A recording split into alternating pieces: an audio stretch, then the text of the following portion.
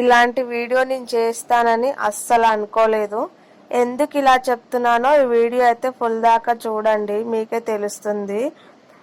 పెళ్లి చేసుకున్న ప్రతి ఒక్క అబ్బాయి ఆ అమ్మాయి క్యారెక్టర్ ఏంది, ఆ అమ్మాయి ఎలాంటిది, వాళ్ళ ఫ్యామిలీ ఎలాంటిది, వాళ్ళు ఏంటి అని ఫస్ట్ ముందు తెలుసుకోండి. ఆ తర్వాతనే మీరు మ్యారేజ్ చేసుకోండి. ఏం తెలుసుకోకుండా మ్యారేజ్ చేసుకున్నారంటే మీరు ఎంత దారుణంగా మోసపోతారంటే అసలు మీ జీవితం అంతా నాశనం అవుతుంది. నేనైతే నాకు తెలిసిన దాంట్లోనే చూసిన కాబట్టి నేను ఈ వీడియో తీస్తున్నాను, అందుకే మీకు చెప్తున్నాను. మీరు కొంతమంది అన్నా జాగ్రత్త పడతారని. ఈ వీడియో అయితే చూస్తున్నారు కానీ లైక్ చేయట్లేదు. మీరు లైక్ చేస్తే ఈ వీడియో ఇంకొంతమందికి వెళ్తుంది. ప్లీజ్ అండి లైక్ చేయండి. ఇలాంటి వీడియోలు లైక్ చేస్తేనే కదా, మీరు సపోర్ట్ చేస్తేనే ఇంకా వీడియోలు తీయాలి అనిపిస్తుంది. కొంతమంది అన్నా చేంజ్ అవుతారు, జాగ్రత్త పడతారు. ఇలా ఎందుకు చెప్తున్నానంటే చూడండి, మామూలుగా అయితే మనం ఏంటంటే పెళ్లి చూపులకు వెళ్ళి మామూలుగా మాట్లాడేసి పెళ్ళి అయితే చేసుకుంటాం. వాళ్ళ ఇంకా ముందు అవన్నీ ఏం కనుక్కోము. అంటే కొంతమంది కనుక్కుంటారు, కొంతమంది కనుక్కోరు. ఈ అబ్బాయి అయితే కనుక్కోకుండా మామూలుగా అమ్మాయిని అయితే ఇద్దరికి నచ్చి ఇష్టపడి అయితే పెళ్లి చేసుకుంటారు. అంటే అరేంజ్ మ్యారేజే. వీళ్ళైతే సంబంధం చూస్తారు. వీళ్ళ అమ్మ నాన్న, పిల్లగాని వాళ్ళ అమ్మ నాన్న అయితే సంబంధం చూస్తారు అబ్బాయికి. అయితే పిల్లగానికి అయితే నచ్చుతుంది. అమ్మాయి ఓకే అంటది, అబ్బాయి కూడా ఓకే అంటది. అయితే ఇంకా నచ్చిరు కదా అనేసి వాళ్ళైతే ఇంకా అమ్మాయి గురించి ఏం కనుక్కోకుండా అయితే మ్యారేజ్ చేస్తారు. ఇంకా బాగానే మంచినే ఉన్నారు. కొన్ని రోజులు అయితే ఒక 5 months దాకా అయితే బాగానే ఉన్నారు. ఆ తర్వాత ఆ అమ్మాయి విశ్వరూపం అయితే బయటపడ్డది. అంటే అమ్మాయికి ఏం వంటలు రావు, ఏం పని రాదు, ఊరికే తింటది, ఇట్లా ఇష్టం వచ్చినట్టు ఉంటది. అయినా కూడా వాళ్ళు పట్టించుకోలేదు. కొత్త కదా, అలవాటు అవుతుంది, నేర్చుకుంటదిలే అనుకున్నారు. బాగానే ఉన్నారు. అట్లా గడిచిపోయింది ఒక 5 months. ఆ తర్వాత అమ్మాయి క్యారెక్టర్ బయటపడ్డది.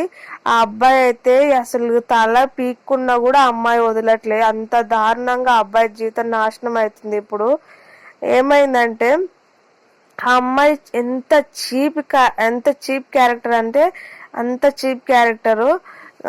చాలా అంటే చాలా గలీజ్. ఇంకా నేనైతే నోటితో చెప్పాల్సిన అవసరం లేదు, మీకు అర్థమైపోయి ఉంటుంది. ఆ అమ్మాయి ఏంటంటే ఎవరైనా 50 రూపీస్ ఇస్తారా అంటే వెళ్ళిపోతుంది, 100 రూపీస్ ఇస్తారా అంటే వెళ్ళిపోతుంది. అంత చీప్ క్యారెక్టర్. ఎవరైనా ఒక జ్యూస్ బాటిల్ ఇప్పిస్తారా అంటే కూడా వెళ్ళిపోతుంది. అంత చీప్ క్యారెక్టర్, అంత గలీజ్ క్యారెక్టరు. అట్లాంటి అమ్మాయి అసలు వీళ్ళు ఏం తెలియకుండా చేసుకున్నారు.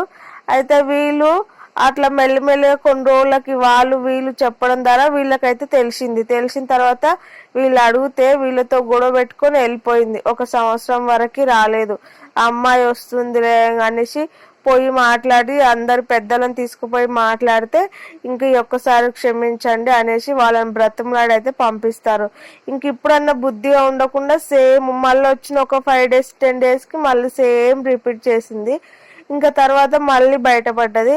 ఆ అమ్మాయిని అయితే వాళ్ళ భర్త అయితే కొట్టేసి ఏంది ఇంత గలీజ్గా, ఇంత దిగజారినావు అనేసి గలీజ్గా తిట్టి అమ్మాయిని అయితే కొడతాడు.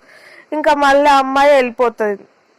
ఆ అమ్మాయి వెళ్ళిపోయినాక ఇక వీళ్ళకి ఏం చేయాలో తెలియట్లేదు. ఆ అమ్మాయికి ఇక విడాకులు ఇవ్వాలని ఫిక్స్ అయ్యారు. ఇలాంటి వేస్ట్ దాని దగ్గర నేను ఉండలేను, నాకు వద్దు అనేసి వాళ్ళ అమ్మ వాళ్ళ దగ్గర చెప్తే ఇంకా విడాకులు ఇవ్వాలని ఫిక్స్ అయినారు. విడాకులు ఇవ్వాలని ఫిక్స్ అయితే ఆ అమ్మాయికి విడాకులు ఇవ్వమని పోలీస్ స్టేషన్కి వెళ్ళేసి కేసు పెడితే ఆ అమ్మాయి వచ్చి నాకు నా భర్త కావాలి, నా భర్త లేకుంటే నేను చనిపోతా, నేను ఇంక ఇప్పటి నుంచి ఇట్లాంటి పని చేయను, నా బుద్ధి తక్కువ అయింది, నాకు తెలియక చేశాను, తెలియదు నాకు ఇట్లా అనేసి ఎంత ఏడ్చిందో. సరేలే అనేసి ఇంకా పోలీసులు నచ్చ చెప్పి అది ఇది అని చెప్పేసి అబ్బాయికి వాళ్ళకి కన్విన్స్ చేసి ఇక తోలిచ్చినాక వచ్చినాక మళ్ళీ కరెక్ట్ ఒక 2 months మంచిగా ఉన్నది.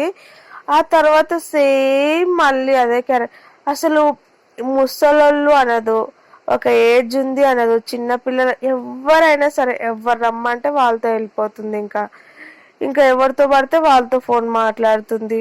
ఏం చదువుకోలే అమ్మాయి, ఏం తెలీదు. ఇంకా ఫోన్ రికార్డింగ్లు అయితే ఆ రికార్డింగ్లు వినేసి ఇంకా ఈ అబ్బాయి అయితే ఇక మళ్ళీ తర్వాత ఇంకా ఈ 3వసారి కూడా ఇంకా చాలా కొట్టేసి పంపించిండు. ఇలాంటి బజార్ది నాకు వద్దు అనేసి పంపించిండు. ఇంకా వాళ్ళ అమ్మ వాళ్ళ దగ్గరికి వెళ్ళి వాళ్ళ దగ్గర కూడా మాట్లాడిండు. ఇంక ఈసారి కేసు పెట్టేసి డైరెక్ట్ విడాకుల కాగితానికి అప్లై చేసిండు. కానీ ఆ అమ్మాయి కూడా సంతకం పెడితేనే విడాకులు వస్తాయి కాబట్టి ఎంత సతాయిస్తుందంటే ఆ అబ్బాయిని అస్సలు ఇవ్వట్లేదు. ఎంత బ్రతిమలాడినా నీ బ్రతుకు నువ్వు చూసుకో, నా బ్రతుకు నేను చూసుకుంటా, నువ్వు అట్లా తిరుగుతున్నావు, నీ క్యారెక్టర్ అది కాబట్టి అదే పని చేసుకుంటూ నీ లైఫ్ నువ్వు చూసుకో, నా లైఫ్ నేను చూసుకుంటా, నన్ను ఎందుకు సతాయిస్తున్నావు, ఇలాంటిది నాకు వద్దు అనేసి ఎంత క్లారిటీగా చెప్పినా కూడా అమ్మాయి నేను ఇవ్వను అంటుంది. అసలు ఇవ్వట్లేదు, విడాకులు ఇవ్వట్లేదు.